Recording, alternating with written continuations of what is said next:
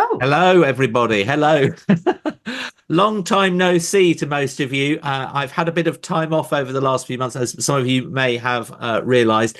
And so it's great to be back. I'm feeling totally energized. I just had to get a little bit more distracted with because I have a few spinning plates. As some of you that know me well, I had a business before COVID that I sort of parked a little bit when I was running this art thing, but I'm having to juggle both things now these days, so it's a little bit more difficult. So thank you so much for joining me. We've got lots of people on this call, which would be great, and I can't wait to introduce you back to, or new to Cindy, but we've hosted Cindy before, so it's really great to have her back. And we're going to be talking about an upcoming series that we're going to be doing with Cindy this month. So really can't wait. And it's going to arm you with some essential skills for when you're out either plein air sketching or painting, or even if you're at home and you're wanting to just take a landscape photo and do a quick kind of sketch up and paint up of something.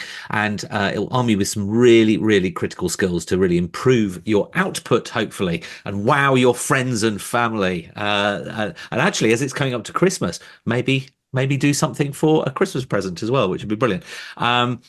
Right, so let's me first of all introduce Cindy to you. Most of you will know her from before. Hi, Cindy, how are you? I'm great. Good morning to everyone in the US and good afternoon to everyone over in Europe. And I'm just happy to be back and hear your voice, John. You're Thank always you, so thank you. charming, and it's always fun to work with you. Oh, thank you so much. Well, first of all, I made a bit of a mistake, which some of you may find slightly amusing. I don't know whether Cindy did, but I thought that Cindy was in France, and actually on our website for these classes that are coming up, I've said live from France, and it all sounded really great and romantic. But actually, she's in America, and she is going to be in America for the series as well. Which means, tell me what time it is there with you, Cindy, at the moment. It's 7 in the morning. It's quite an early start, quite an early Yeah. start. So I thought we were going to do it at 2 o'clock UK time for the classes, which would mean it would have been 3 o'clock for Cindy in the afternoon. So it would have been really great. However, I think what I'm probably going to do, seeing as she is in the US and some of you will probably be in the US as well, I might make the classes 1.5 hours later. So at 3:30 UK time, which will just be a little bit more palatable, I think, for those of you in America. And it's still okay if we're over here as well. So I will make that change. It's not on the website at the moment. Still says 2 o'clock, but I will make the change. So it will be 3:30 for those classes. So we are obviously going to be hosting these over a few weeks, and we split them up into 4 classes. This session today is to talk about those classes, but also Cindy is going to show you some of her sketchbooks. We're going to have a look at some of the things that you could potentially do after these classes. We're also going to do a little class as well, like a mini class, and you can kind of have a look at some of the things that Cindy's going to be talking through over the course of the 4 sessions. But the most important thing is that over the course of the series, we're just going to have a bit of fun. We'll have a big open live Zoom call like we're having today. We can share your paintings. We can have a little look at what you've done. You can hold that up to the camera, and Cindy can give her feedback on it as well. Have a bit of fun, and then at the end of every class, I will edit it all together. And if there's any unnecessary sort of weird sounds and things like that, I'll take all that out. So it'll be a nice, smooth video, and we can then you can rewatch it because you get the video access as well after every class, and then you can rewatch the recording as many times as you want. So we'll talk a little bit more a bit later about all the different elements that we're going to be doing within the series, because we're taking lots of different scenes, but they're all landscapes. So last time we hosted Cindy, it was all about working up a portrait over 4 classes, which was a great session. So we kind of focused on values on one of the sessions, and then the sketching and and we kind of worked it up so that by the end you had a completed portrait, and that worked really well. This time we're doing 4 separate landscape images, Mhm. and we're going to be talking about each one. Each one has their own sort of color palette and its own sort of challenges. But really, really looking forward to it. I've been doing a lot of talking here, Cindy, so I'm going to throw it over to you now. So, Cindy, you're regarding this sketching and journaling technique. It's something that you use quite a lot, I think. I have found, oh, by the way, when we started talking, I was in France, so I can understand why Ah, you thought, okay. oh, she's in France, but I am back in the You US. get around so much. You get around I so much. have this year. I have this year. And what I love doing when I'm traveling is this quick sketch approach using a pen to draw and then add a splash of color. And you can see some examples behind me. I have journals, piles of journals that over the years I've been capturing my travels, my flowers, landscapes, figures. They're in a way it's a way for me to easily teach you how to draw, right? Because people are nervous about drawing. So I'm teaching how to draw, but then I'm also showing you how to mix and mingle beautiful luminescent colors in his method. And so for our class, I picked four subjects, different places. I have Italy, Spain, France, and California, a little bit over here because I just went to the vineyards in California. And so I'm excited about the scene from each of those places. So what I'll do is I'd like to show some of my sketchbooks. Yeah, brilliant. Give you an idea because I travel with these. I teach when I'm traveling. I just taught two workshops in the Giverny area. I'm speaking English. Oh, I This, had that as well. I think Zoom has started doing all these pop-ups with things. So, oh, yes, yes, I can confirm you are speaking English. yes, I So am. you got a My French base. is not very good. I I'm don't know why really it's showing excited that. that, gosh, we have a good group here. So thank Yes, you no, for it's that. brilliant. Now I'm going to remove my spotlight and then I'm going to put the other camera on your sketchbooks. So now we can kind of see that as well. And that looks a great scene you've got there. Whereabouts was This is that? from Sicily, where I am teaching with Teresa Gessling next year and possibly the following year. So we go to Sicily and teach at Salinara Art Center. And, just some of the things that we do Oh, on I love that location. style. That I love that boat there that you did. That was great. Oh, thanks. Yeah, they're Yeah. just real simple sketches. Sometimes we get a little more involved, but there's nothing like painting on location. And some things are simpler than others. I really like a little bit of spot color. I get into drawing. I've always loved drawing. So I love teaching that aspect of the process. Some people are a little nervous about the drawing, but the way I teach you is you can really get into it and enjoy the Now, process. Cindy, on the page just before that one, where you had the trees that you like negative painted with the building, what made you decide not to paint the trees there, just to use the sketch? What was your rationale behind it? Because I think it's great, but I would have probably just got a bit carried away and started splashing paint everywhere. What made you decide not to paint the trees? Well, often during a week-long workshop, I will do a spot color painting Ah, where okay. you don't paint everything. Yeah. You just pick and choose where you want to paint. I've got another one right here. They're kind Ah, of, perfect. Yeah, love it. yeah. Yeah, so thanks for asking about that. In fact, this is Spain, and let's see, what do I have in here? Grab a page. Now we go out on location and we paint while we're there. But I also fill my sketchbooks up more. Oops, don't paint upside down. There's another spot color.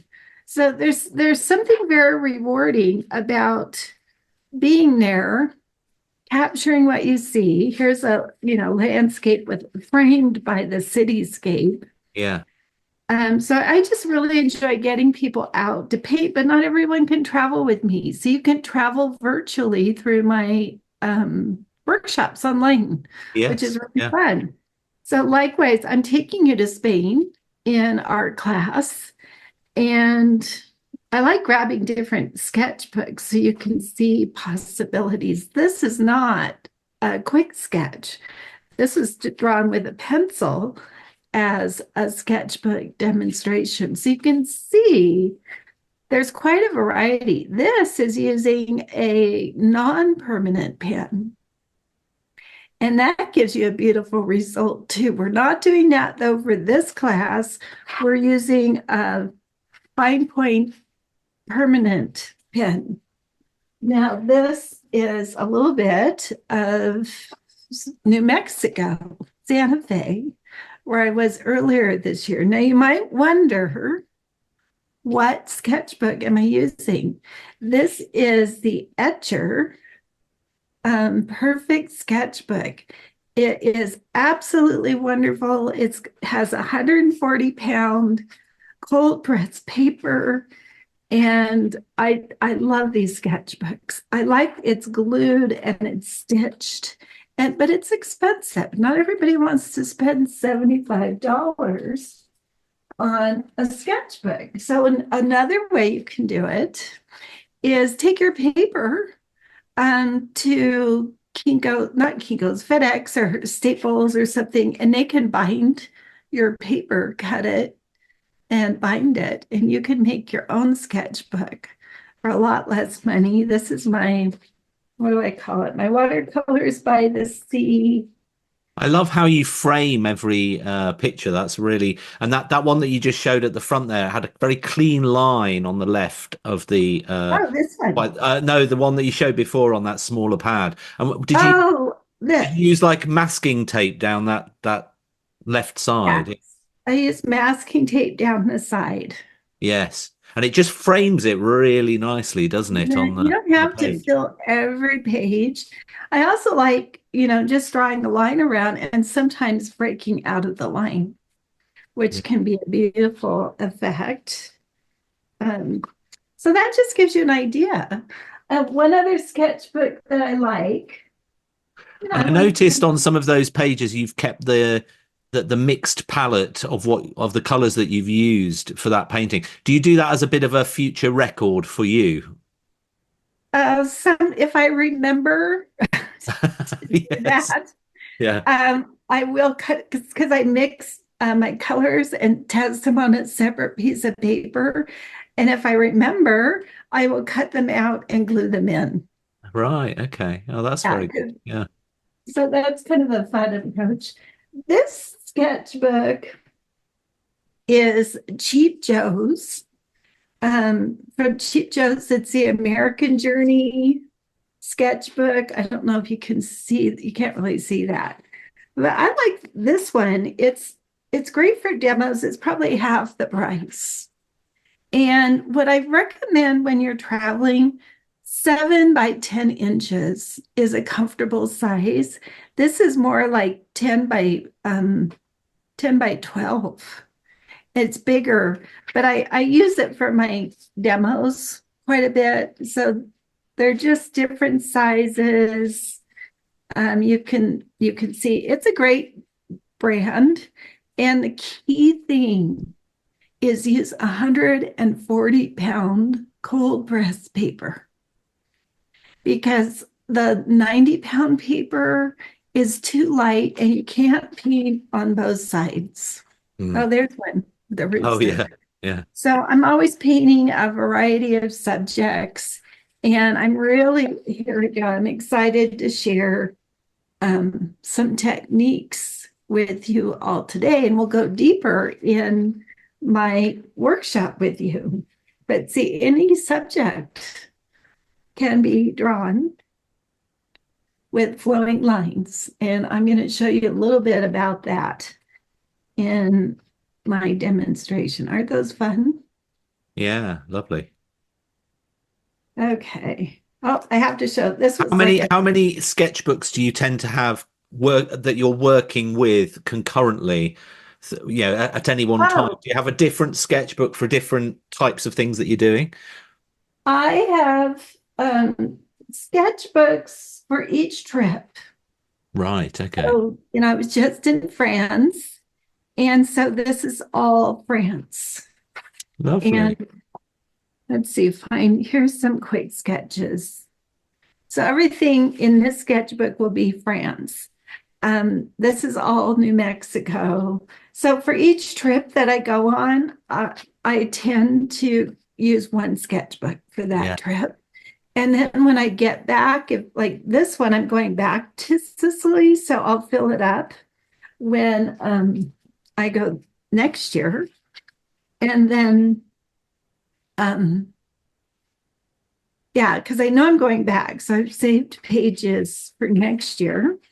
And then, yeah, most of these are full because when I haven't filled it, I come back and I add some pages. I keep going until it's all done. I like mixing colors on location. And I'll give you a tip. When you get a sketchbook, it's hard to know how to break it in because you feel like you've got this perfect book with clean pages and where do I start? I start in the back. Before I go on a trip, I will paint something in the back just to break it in. And I save the first page. Let's see, where's a good? I save the first page until I'm ready and I know what I want to paint in there. For instance, when I was in Giverny, I knew that I wanted to paint Monet's garden in the front. Lovely. And when I went to New Mexico, this is something I did when I came back from New Mexico. So I want something special that makes me happy in the front. And like I said, I usually start with something in the back. Here's just a simple quick sketch that I did in the back as a warm up. So there's quite a variety. Here's some California, any subject can be done. You can draw with a pencil or draw with a pen. I'll be drawing with a pen in this demonstration and in this class, mostly because I want you to see the drawing process. So you can break up pages. This one's behind me. I love this one.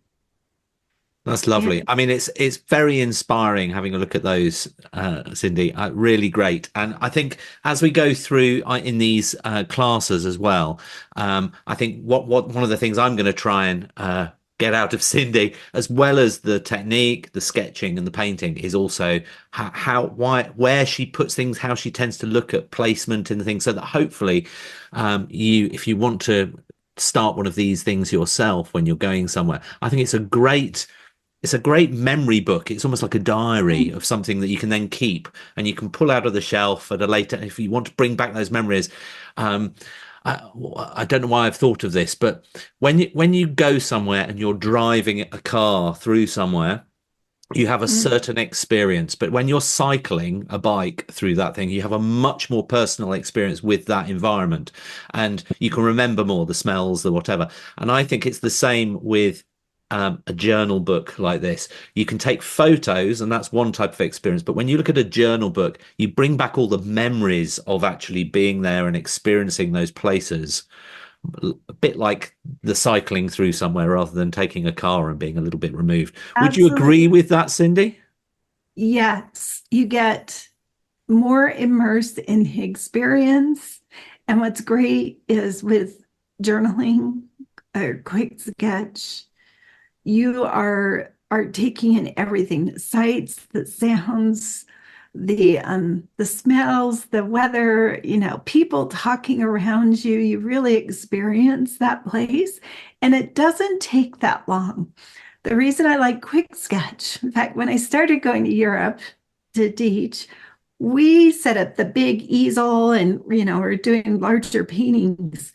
But in one of the early, because I've been doing this for 24 years. So one of my first workshops, someone asked me, "Oh, what would you do with that?"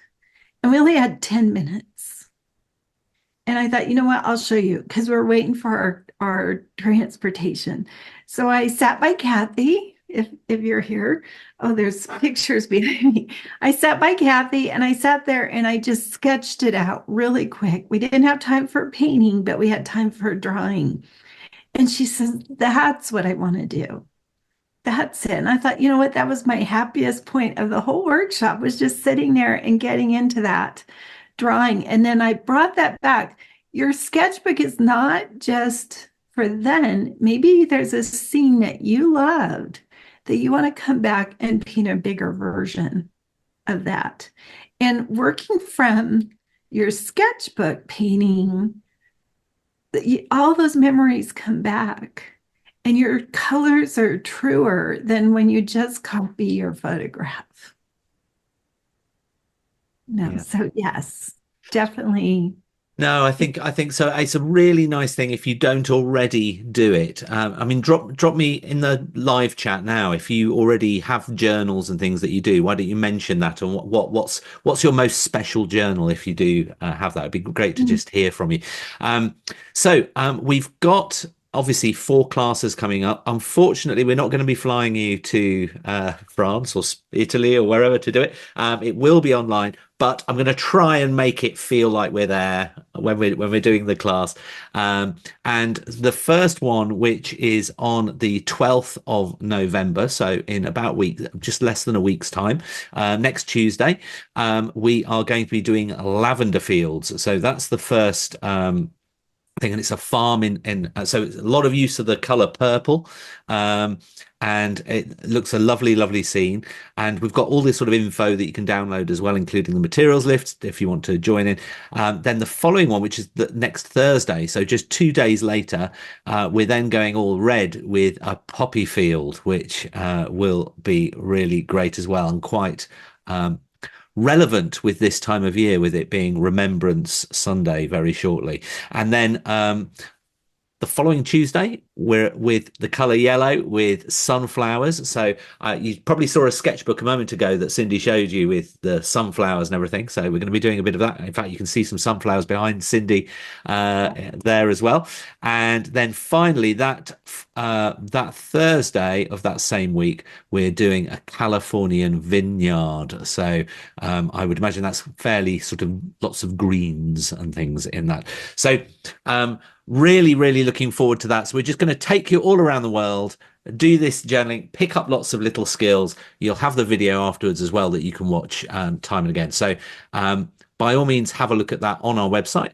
Visit shopkeeparty.com, visit the live events, click on there, and you can then click to see the details. And if you want to sign up, you can do that there. And if you want to if you are a patron, level 2 or up of our channel, you can get a 10% discount on the price of the series. So have a look there and check it out. And I hope you can join us.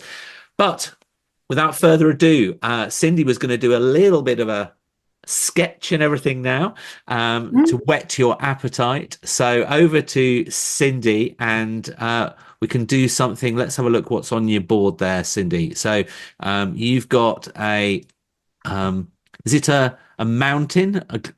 Glacier National Park. Okay, great. Yeah, yes, you've got that. And part of the reason I'm doing this one is because I'm teaching in the Alps next year.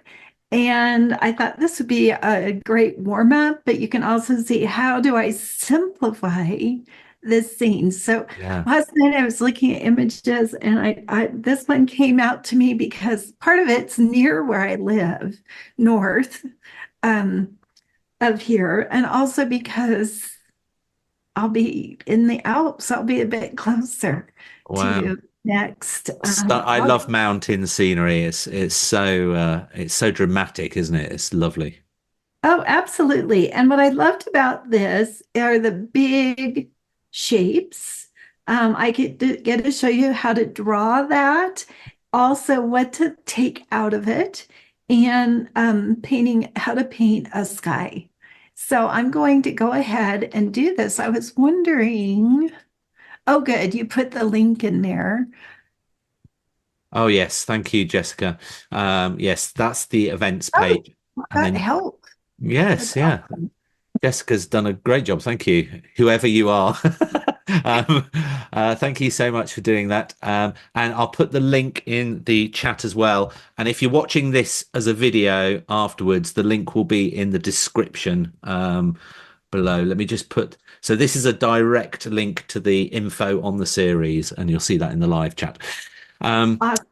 Right. Okay. So, and the price is £15 per class. So, I don't know what that equates in dollars. Probably about It's very $80 or reasonable. something like Yeah. that. I like to Um, do things to help get you started. There's yeah. always so much more, but this is a great entry point. Yeah. And thank you for hosting this workshop. So you go No, no ahead problem. No problem.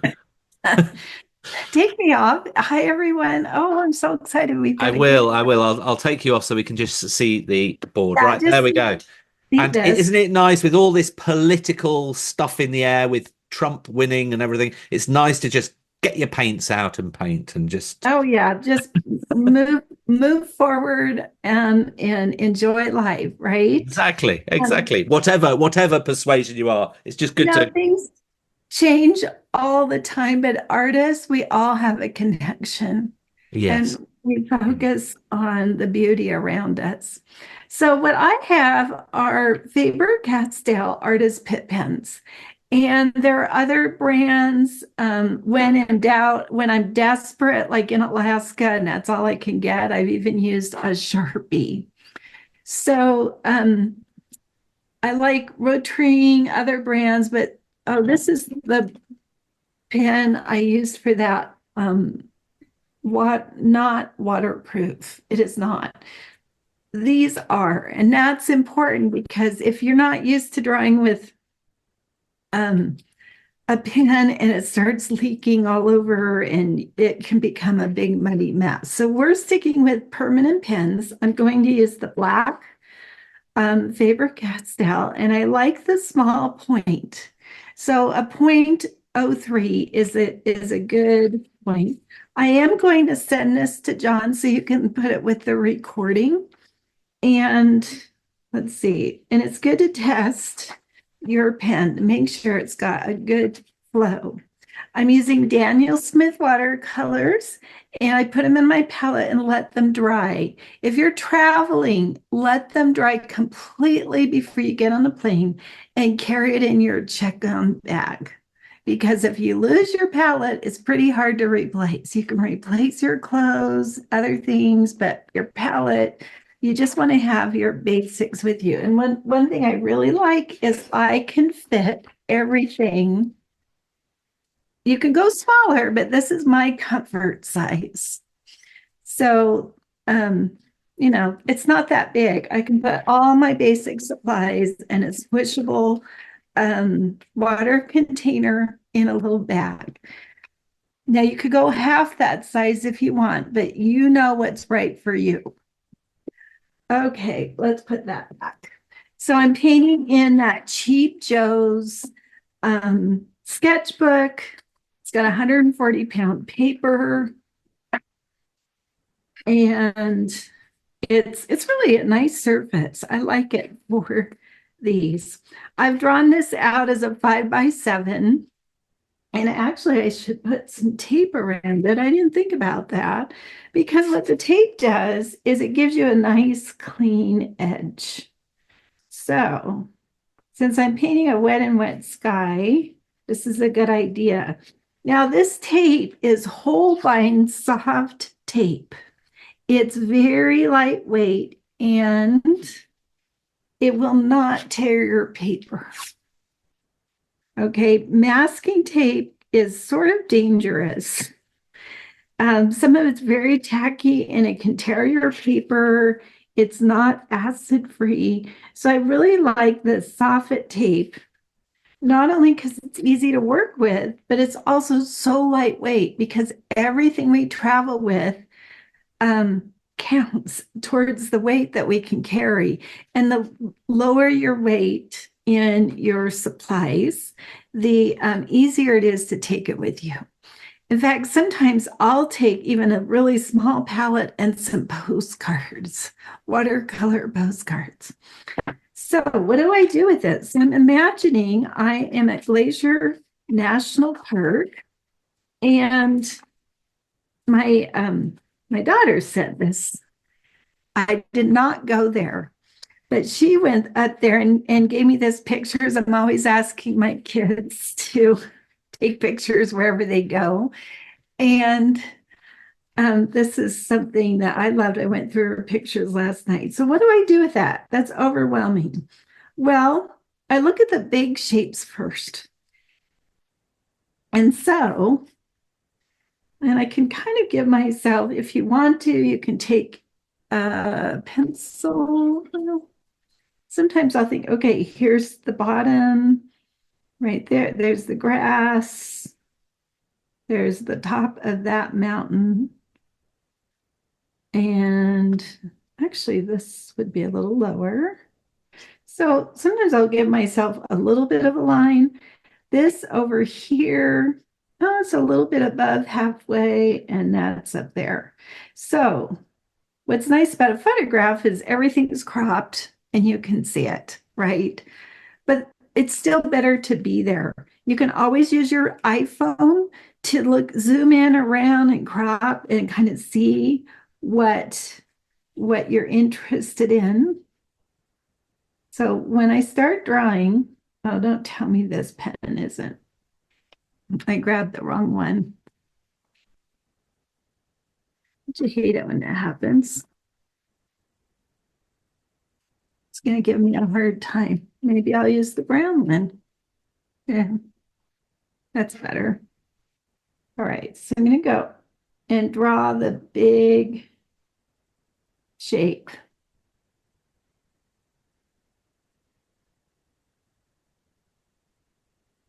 And I'm just looking at the outside shape. I'm not worrying about getting everything just right.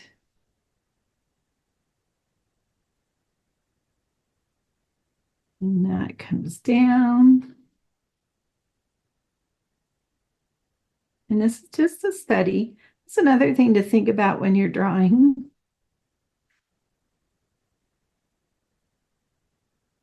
Is it's a study. Now I didn't quite end where I wanted to, but that's okay. So now I've got sky, mountains, the sky and the land. And so I think about that. Now I'm going to start drawing in just a few of the bigger shapes. So here's this hill. And then this comes in over here.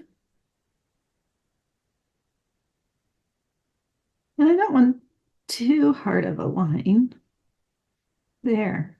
Now that rock in the front, no, I don't want to put it in. It's not important to the scene and it's kind of confusing. So nice place to sit though if you're going to be there painting. So see how I've broken that down into simple shapes, very workable shapes. Then I start adding in some of the details. And as you're drawing with a pen, just know those lines are not meant to be perfect. You're just getting it in. I went to Alaska many times. And one trip, this was years ago, one trip I just thought, I'm just going to use the pen. And I went and got my Sharpie at the local store. And I'm going to see how it is drawing and just use the pen. And what I found is that, actually, I don't need to get into all that. What I found is that I was drawing faster and I was enjoying it more rather than trying to do all these perfect paintings, I wanted to get into the drawing and experiment a little bit with color. And I just found it very pleasurable on location. Now, when I get home and I'm in my studio, I'll use my photographs and continue to draw those places and enjoy my experience because I have so many great memories from being there. I'm just having fun with some of those rocks. So see how I've broken that down into shapes. And what I'll do next is just start adding some color there. That was sort of fun. And you may say, oh, it's not quite right. I don't worry about that. It's going to feel like I was there and I'm just capturing the moment. One thing I really liked about this is the sky. So I thought I'm going to show you a nice sky and paint in some of the foreground, and we'll keep it simple because I only have you for a short time. I'm looking forward to going to the Alps. And what's great about these trips is you do get to be on location and experience, but not everyone can go to the Alps. So you get to paint from my trips when I get back too. Now, when I use water, very important, rinse at the top, okay, and then tap, tap, or even more, so that you don't have too much water in your brush. The biggest problem I hear all the time is I can't control the paint. Well, you need a good brush and you need to manage how much water you've got in that brush. So this is the Dynasty Black Gold 311 quill. Quills are sized differently. I like taking a 2, a 0. Sometimes I'll go up to a 4, down to a triple lot, but I don't take a lot of brushes with me. In fact, I could paint everything on an entire trip with one brush. This is a synthetic brush and it's great to work with. Now, so when I use my palette as a place to figure out my consistency. So a milk consistency is pretty easy to get to. In fact, that's a little lighter than milk there. It's kind of a milk consistency, and that's about as dark as I go. So if I add a little bit of water to that, that's going to give me a coffee consistency, a little lighter, and more water is herbal tea. And I often do this when I start a class so that you get used to the water. If you end up with too much water, and that happens, oops, it's like a puddle or a lake, all you need to do, squeeze out your brush, make a thirsty brush, and this will work like a straw. It'll suck up the extra water. So most of the time, I paint here in that coffee consistency. And that's how I get that luminous quality where the colors glow. Oh, these brushes are available from the brushguys.com. And Dick Blick, I don't know about in Europe. You've got, the Milan brushes in Europe, the Fibonacci, those are awesome too. So what I'm going to do is a simple wet and wet sky by, wetting it first. I still have some color in my brush, which isn't bad. There we go. Get it nice and wet. And I'm hoping you're just relaxing and watching because you can paint with me in these classes and feel like you're traveling to Spain and Italy and France and California. So this is wet, it's shiny wet. And I'm going to use my cobalt blue and phthalo blue green shade And what I'm going to do is just kind of paint around the clouds and suggest the clouds. Now, when I paint clouds, I think about those shapes and how to keep it somewhat abstract.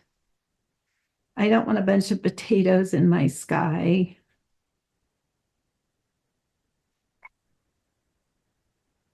I did like these clouds. I was looking at photos thinking, oh, clouds are always good. A little bit of sky.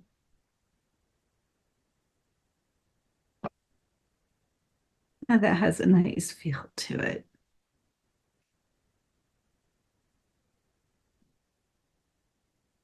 You can pull some of it back up. See, I use my paper towel when I need to lose some of the water. While it's shiny wet, you can play with it a little bit. Once it starts to dry, you need to get out of there. Yeah, that works.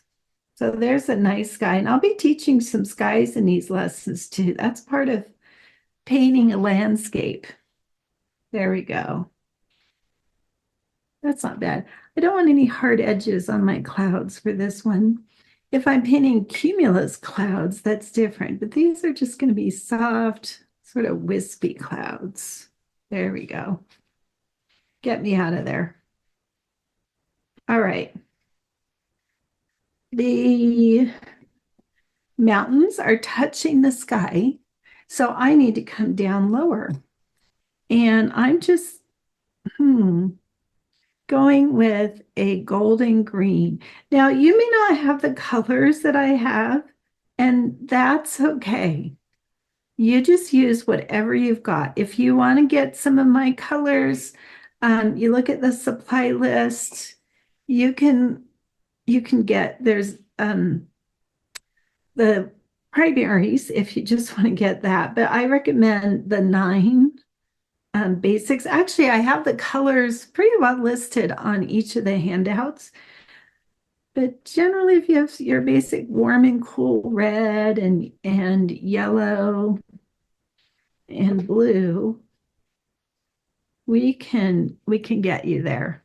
So I'm always changing my colors. See what I did in there? I put yellow ochre, yellow green, and even brought in a touch of my blue that I already had on the painting.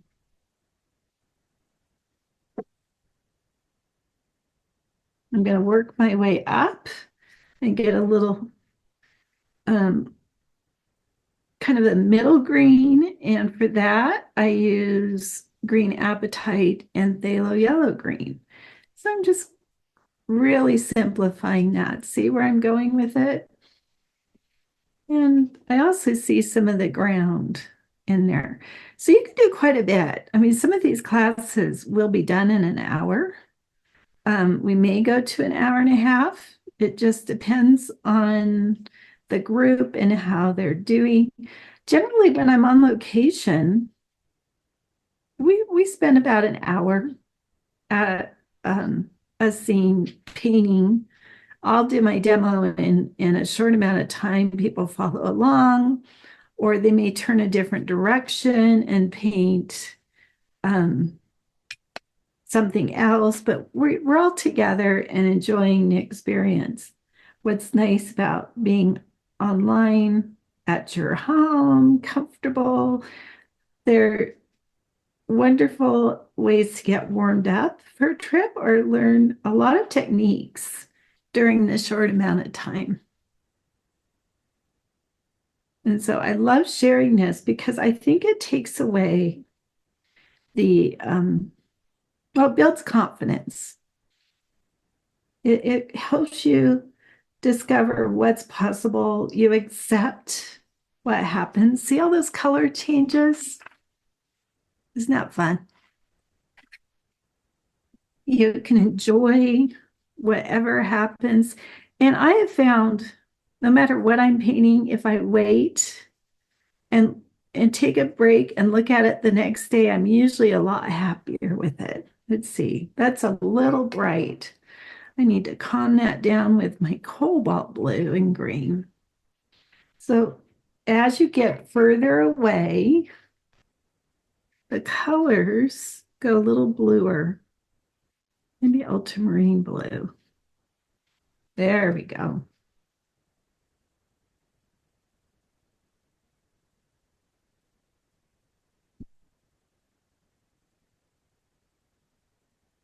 Actually, I can just bring some of that all the way across.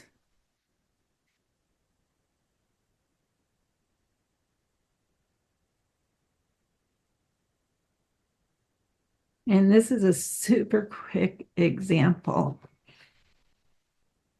Getting to know your greens if you're painting landscapes.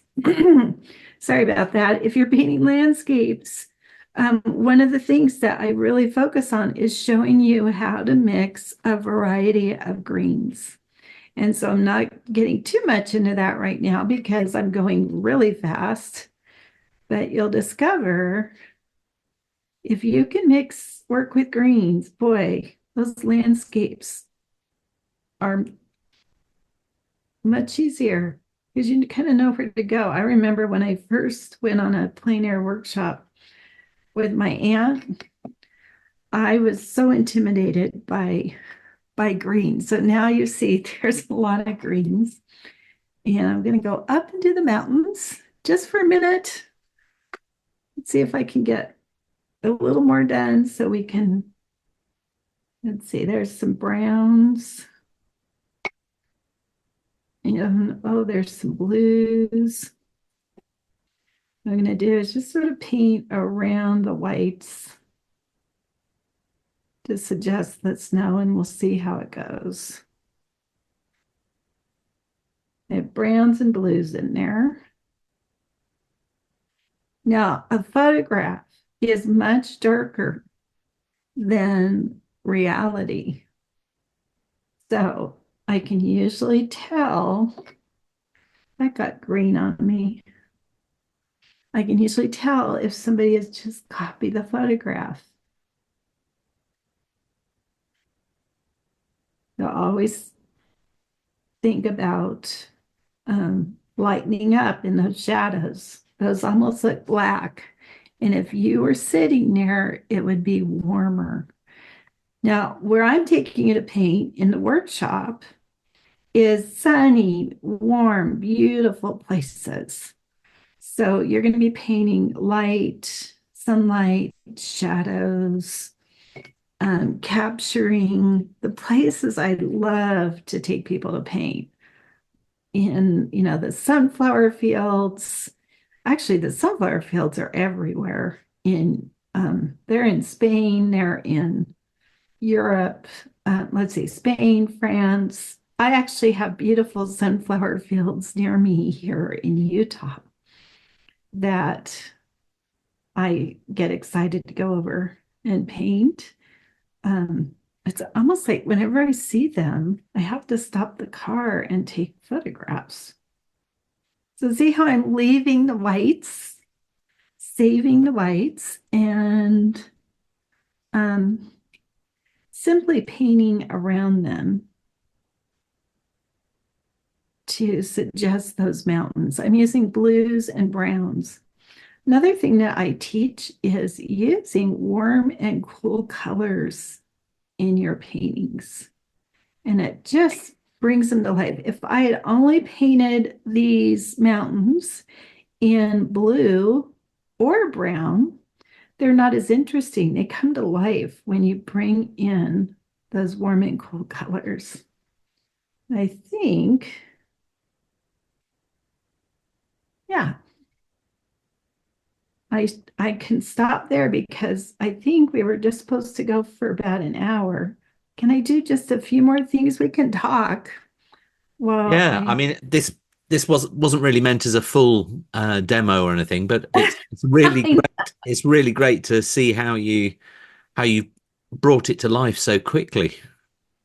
oh well, I always feel that the more we give, right, the more interested people are because it's like, okay, I think I can do that. Whereas if I just showed you a few little things, it's like, okay, maybe, but now you can see what's possible um, through this approach. And so I hope you'll join me because every scene is different. No matter how much I show you, when we change scenes, you're going to have a different experience. Yeah, yeah. Okay, I'll stop there. And what I think would be great with this series is that if you could probably use the little landscapes that you do in similar to the sort of thing you've just done there, and you could probably kind of practice, do a number of them, and you could probably almost use them as a hand painted Christmas card or something for. Oh yeah, they're It'd be they're great great, wouldn't it? gifts.